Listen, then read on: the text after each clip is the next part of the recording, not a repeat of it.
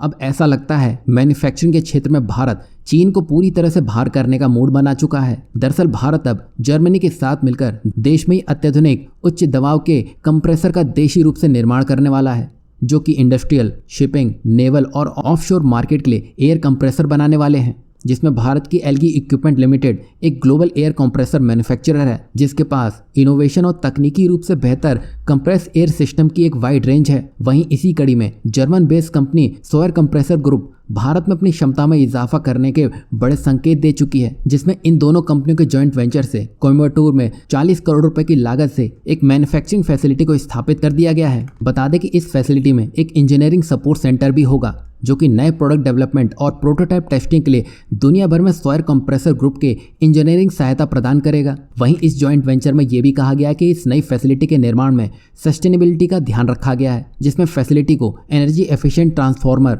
Water recycling, rain water harvesting system, natural light, green areas और ventilation पर जोर दिया गया है। वहीं कंपनी के एक बयान में कहा गया है कि कंपाउंड की दीवार के लिए ठोस ब्लॉक बनाने के लिए एलगी फाउंड्री से 10 लाख किलोग्राम से अधिक के कचरे का इस्तेमाल किया गया है। वहीं एलगी सोयर कंप्रेसर भारत में लोकल मैन्युफैक्चरिंग बेस को मजबूत करने में लगी हुई है, ताकि अपनी क्षमता में विस्तार करते हुए local for local supply chain को मजबूत किया जा सके। बता दें कि पिछले 15 सालों से एलगी सोयर भारत में अपनी एडवांस टेक्नोलॉजी की मदद से भारत में वाइड रेंज के प्रोडक्ट डेवलपमेंट कर रही है, जिसमें इस जॉइंट वेंचर के तहत पूरी तरह मेक इन इंडिया मुहिम को बड़ी धार देता नजर आया है। वहीं कंपनी के इस कदम से भारत अपनी क्षमता को बढ़ाने में कामयाब होता दिखा है। साथ ही साथ भारत की इससे दूसरे देशों पर से निर्भरता में ब्रेक लगती दिखी है। वहीं एलगी सोयर आने वाले समय में ऐसी बड़े निवेश के साथ अपनी क्षमता में विस्तार करता हुआ नजर आएगा, जिससे भारत के मेक इन इंडिया मुहिम को एक तगड़ा बल मिलता हुआ दिखाई देगा।